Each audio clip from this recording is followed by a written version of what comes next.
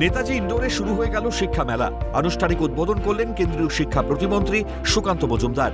মূলত এই শিক্ষা মেলার আয়োজন করা হয়েছে ছাত্রছাত্রীদের মধ্যে উচ্চ শিক্ষা নিয়ে সহায়তা করতে।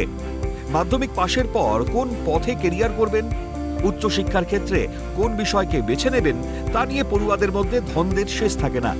এই শিক্ষা মেলা দিশারি হয়ে উঠতে পারে নতুন কেরিয়ারের গাইড হিসেবে। কেন্দ্রীয় শিক্ষা প্রতিমন্ত্রী সুকান্ত মজুমদার বলেন, শিক্ষা মেলা ছাত্রছাত্রীদের মধ্যে উচ্চ শিক্ষা নিয়ে একটা ধারণা এবং সম্ভাবনা তৈরি করতে সহায়তা করবে।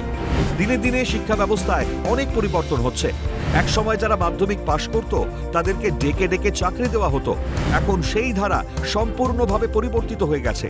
এখন ডিগ্রি অর্জন করা শুধু গুরুত্বপূর্ণ নয়, তার সঙ্গে কারিগরি শিক্ষা, বায়োটেকনোলজি সহ নতুন সেক্টর খুলছে। পাশাপাশি সুকান্ত মজুমদার বলেন, আজকের যুগ তথ্য প্রযুক্তির যুগ। শিক্ষার সঙ্গে ভবিষ্যতের চাকরির জন্যও প্রস্তুতি জরুরি। তার জন্য জাতীয় শিক্ষানীতি নিয়ে এসেছেন প্রধানমন্ত্রী নরেন্দ্র মোদী।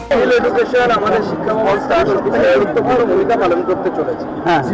তো স্বাভাবিকভাবে আমাদের যে এডুকেশনাল ইনস্টিটিউট আছে তাদেরকেও স্কিল বেস প্রোগ্রামকে আরো বেশি করে রান করা, আমাদের স্কুলের ছাত্রছাত্রীদেরকে স্কুল লেভেল থেকে ক্লাস 8 থেকে যাতে তারা কোনো না কোনো স্কিলের সাথে নিজেকে পরিচিত করতে পারে এবং আগামী দিনে সেই স্কিলকে নিয়ে সামনের দিকে এগিয়ে যেতে পারে।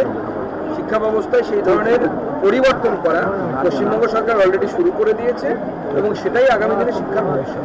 2047 সালে স্বাধীনতার শতবর্ষ পূর্তির মধ্যে ভারতকে সম্পূর্ণ উন্নত রাষ্ট্রে পরিণত করার জন্য ভারত সরকার পরিকল্পনা নিয়েছে।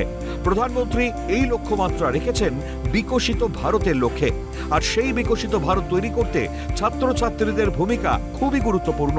তাই শিক্ষাক্ষেত্রে বিশেষ করে জোর দিচ্ছে বর্তমান সরকার। ক্যামেরায় প্রসন্ন নস্করের সঙ্গে খালিদ জামালের রিপোর্ট, ক্যালকাটা নিউজ।